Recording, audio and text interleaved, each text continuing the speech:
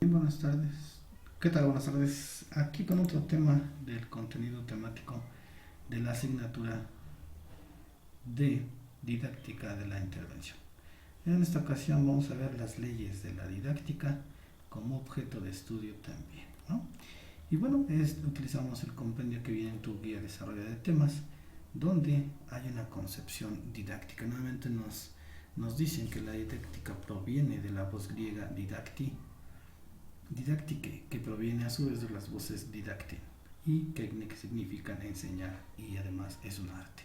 Entonces rescato aquí la palabra arte para decir que es un trabajo especial, un trabajo muy sistemático, muy de calidad para todos y cada uno de los involucrados, ¿no? Además decimos que la ciencia de la didáctica y su objetivo, que es en general se puede considerar como aquella actividad que realiza el hombre para producir y aplicar y difundir conocimientos científicos. Es algo en donde nos permite hacer llegar entonces ese efectivo conocimiento a los alumnos. Dicho de otra forma, también es considerada como una ciencia o rama científica en la que existen conocimientos ordenados de acuerdo a una determinada lógica, conceptos, leyes, principios y teorías, que caracterizan los fenómenos y procesos que constituyen su núcleo y disponen de un método o métodos como las tecnologías nos permiten además alcanzar nuevas verdades y nuevos resultados. Bien, pues estos son los objetos, categorías generales, que en la didáctica hay una serie de categorías generales. Se relacionan y están, y esto se aparenta en el siguiente esquema.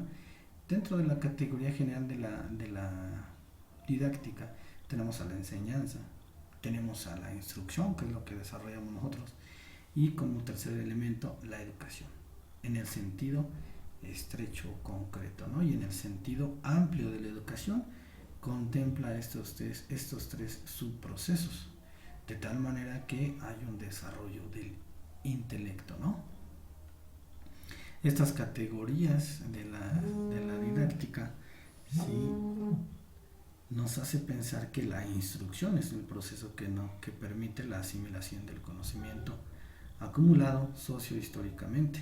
La enseñanza, proceso que incluye lo instructivo y lo educativo para lograr un aprendizaje y por tanto lograr el desarrollo del sujeto cognosciente. Aprendizaje, proceso que ocurre fundamentalmente en el alumno y hasta cierto punto resultado de la interacción que se da en el proceso de enseñanza. Y la educación será, en este sentido estrecho, el proceso en el que se desarrollan los sentimientos, valores y actitudes. Pues son los elementos indispensables que se involucran en un proceso, ¿no? Visto de esta manera, la didáctica se apega a sus principios y leyes de manera directa, concreta y delimitante. Para esclarecer el concepto de ley se acude a la filosofía, donde se define también el concepto de regularidad, el que es necesario para estudiar el primero. Regularidad: relaciones, vínculos y dependencias generales, esenciales, duraderas, que se repiten entre los fenómenos de la realidad educativa. Estas regularidades pueden ser observadas y comprendidas por el hombre, y cuando son descubiertas pueden ser formuladas, expresadas teóricamente, que son precisamente las leyes, de modo que se basa en la ley. La ley la definimos como la conexión interna y esencial de los fenómenos que condicionan el desarrollo necesario. Regular los mismos. Las leyes, al igual que las regularidades, se caracterizan por ser objetivas, independientemente de la voluntad del hombre. Ejemplo: el proceso de cambios de estado de agregación de una sustancia se manifiesta en las leyes físicas. Hay un conocimiento. Y en la transformación social se reflejan las leyes del desarrollo social. Las primeras son leyes naturales y las demás son leyes sociales. Es decir, el hecho constituye a que las leyes naturales es por sí la definición de las leyes físicas. El proceso de transformación para las distintas necesidades o los resultados que se obtengan de este proceso de conversión serán las leyes sociales. Es la finalidad que el conocimiento tiene en una sociedad, ¿no? Es un principio de ley, un principio de regularidad, que decimos entonces que la regularidad serán las relaciones, vínculos y dependencias entre los que se repiten fenómenos de la realidad objetiva. La diferencia entre ellas radica en que las sociales se manifiestan a través de la ciencia del hombre, es decir, hay una conversión de ese conocimiento en esas disciplinas una vez que el conocimiento es elevado a estas disciplinas y que definitivamente, ya tratándola, por así decirlo, la sociología ya está estudiando cómo este aprendizaje fue utilizado para la mejora de las condiciones culturales de alguna sociedad. Luego entonces, el problema de las leyes de enseñanza o leyes didácticas constituye una de las cuestiones más importantes para considerar la pedagogía como ciencia. En la teoría didáctica, que se considera más tradicional, no se plantea un sistema de leyes acabadas que fundamentalmente el proceso de enseñanza-aprendizaje por completo. Este enfoque de la didáctica centra su estructura teórica en un sistema de principios didácticos. ¿Cuáles son los principios y reglas didácticas que existen? Según el latín, proviene de este fundamento, principio, 5, y que son a continuación inicio, punto de partida, idea rectora, regla fundamental. Suele utilizarse este término con diferentes acepciones.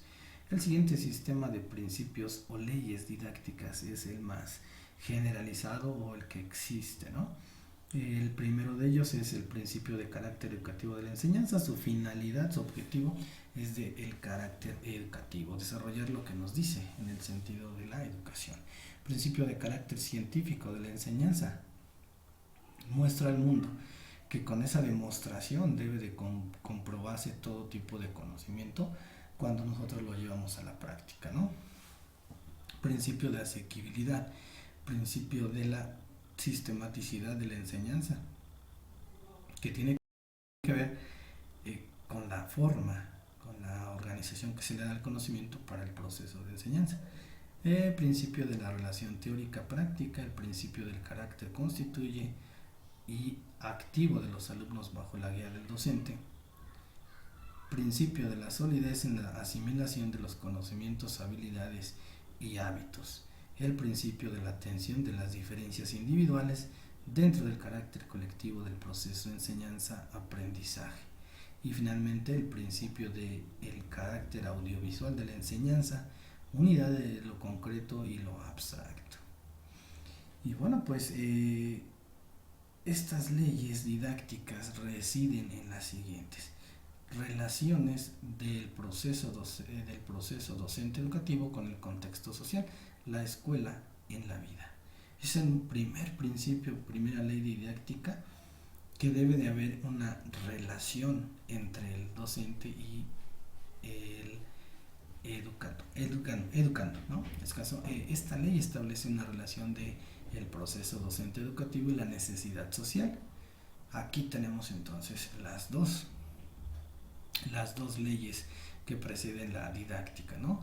La primera de ellas, la escuela en la vida, es el proceso en el que el docente de un subsistema de la sociedad que establece sus fines y aspiraciones sobre la base de nuestra concepción pedagógica en la relación entre el todo y la parte fundamental es lo primero. Sin embargo, esto no significa que el proceso docente se indique con el proceso social en su conjunto. El proceso docente educativo tiene su objeto de su propia personalidad, aunque dependa en un plano mayor de la sociedad. Luego entonces esta ley, primera ley didáctica, asemeja a un proceso donde hay una estrecha relación del docente, del alumno y de su contexto social. Es decir, la didáctica precede respetando esta ley como parte de su estructura, como parte de una finalidad. De tal manera que si esta ley no se cumpliera, estamos atentando con lo que hoy día es la estructura de una didáctica. La segunda ley de la didáctica son las relaciones internas entre los componentes del proceso docente educativo, la educación a través de la instrucción, ¿no? La primera ya dijimos, la escuela en la vida. Debe de cumplirse, ¿no? La segunda, la educación a través de la instrucción, como consecuencia de la primera ley cada unidad organizativa del proceso docente educativo como un sistema debe preparar al estudiante para enfrentarse a un tipo de problema y resolverlo. La organización del proceso en cada asignatura se hará en correspondencia con los distintos tipos o familias de problemas que en el contexto de esa asignatura se enfrentará el escolar. A partir de los problemas, esta segunda ley establece las relaciones entre los componentes que garantizan que el estudiante alcance el objetivo, que sepa resolver problemas y se formula por medio de la triada, es decir, entre los tres actores de la educación, que en este caso son necesarios para tener esta instrucción de manera correcta. Es decir, una segunda ley nos hace o nos remembra la educación a través de una instrucción, ¿no? Cada docente lo hace de distinta manera, ¿no? Enfrentar a este alumno al problema conlleva a desarrollar habilidades, capacidades, como lo decían antes los planes y programas, ¿no? Para la vida, y aprendizajes disciplinarios, ¿no? Hoy en día aprendizajes esperados. La organización del proceso en cada asignatura será correspondientemente con dos distintos tipos o familias de problemas, como decir, en el contexto de esta asignatura. Bueno, pues dependiendo del contexto, su modalidad, las condiciones del contexto interno y externo del salón o del aula, esta instrucción debe de ser eficaz si y solo si se establece una relación entre estos actores. Es una ley. Entonces, si no consideramos esa relación, porque toda sesión de estudios le precede o le corresponde los roles que cada uno de nosotros desempeñamos. Hablamos del rol de la institución, el rol del docente, el rol del alumno. Si no hubiese esa relación, la didáctica no se podría desempeñar. Bueno, pues estos son los comentarios sobre este tema. Definitivamente aquí nos marca categorías fundamentales del enfoque tradicional de la didáctica. Es decir, además de estos principios o leyes, destacamos que hay categorías fundamentales llamadas componentes, los cuales son objetivo, ¿para qué? Contenido, ¿qué? Método, ¿cómo? Medio, ¿con qué? Forma, ¿cómo se organiza? Evaluación, ¿en qué medida se logra el objetivo? Esos componentes de la didáctica en el sentido amplio de la enseñanza es este contenido de la enseñanza y aprendizaje como número uno. Es aquella que parte de la cultura y se encuentra en dependencia de los objetivos.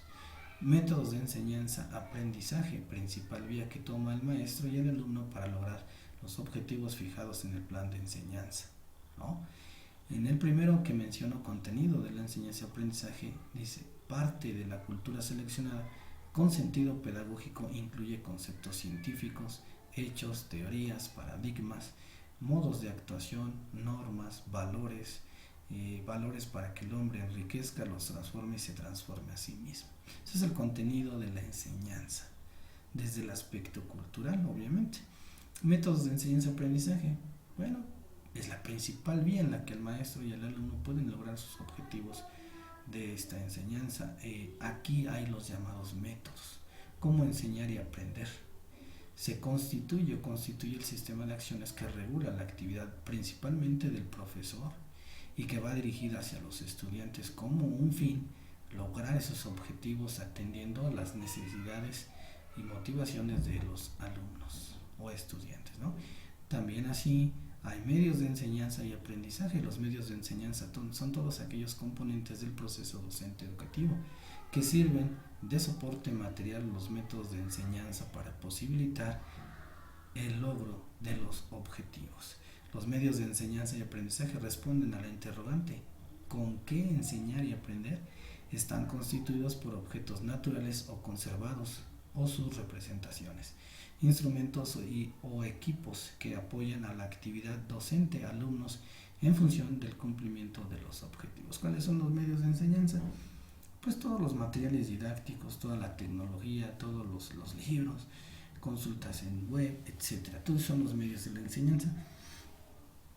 También hablamos de la evaluación de la enseñanza y el aprendizaje como un componente que nos define que hay categorías en las que la didáctica se desenvuelve y que está presente de manera distinta con el objetivo principal, que es el aprendizaje.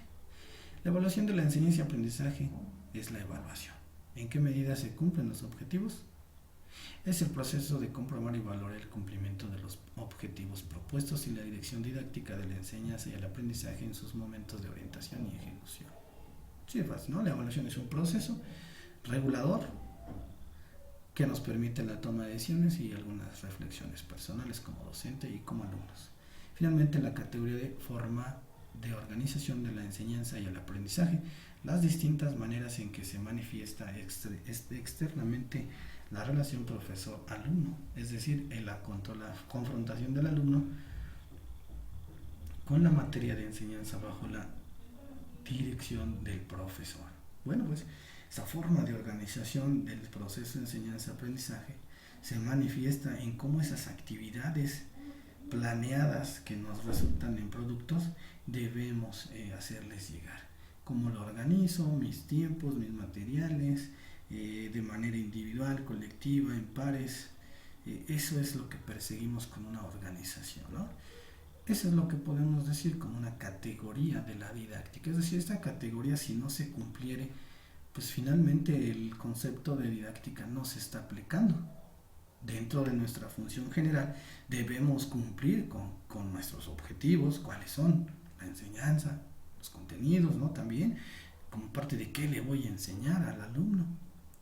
Pero también debo tener en cuenta que debo de tener un método a razón de un contexto interno del alumno, un contexto del salón de clases, de manera individual. Los medios, con qué me voy a desenvolver en la didáctica, qué me va a ayudar a implementar mi clase, qué plataforma, sistema, con equipo de cómputo, etcétera. La forma, cómo lo organizo, cómo me dirijo, a través de qué voy a hacerles llegar o cómo voy a hacerles llegar esta organización para que se cumplan los objetivos. Finalmente, para comprobar todo el proceso, pues está la evaluación, que hoy en día la conocemos todos en sus distintas acepciones cualitativa, cuantitativa. Eso nos permite hacer y valorar estas leyes. Estas leyes o principios definitivamente se deben cumplir. Yo los dejo subrayados en esta página de internet como algo necesario para que se cumpla el proceso de enseñanza. Y se suman esas leyes de educación para lograr aún más y respetar lo que la didáctica es. Entonces nosotros tendremos que tener la capacidad de respetar estos principios, de respetar estas dos leyes de manera universal. Luego entonces será un trabajo efectivo. Si no fuese así, estamos en un proceso de mejora continua en donde nuestras habilidades y nuestro profesionalismo deberán ir mejorando cada vez más. De mi parte en este tema, muchas gracias.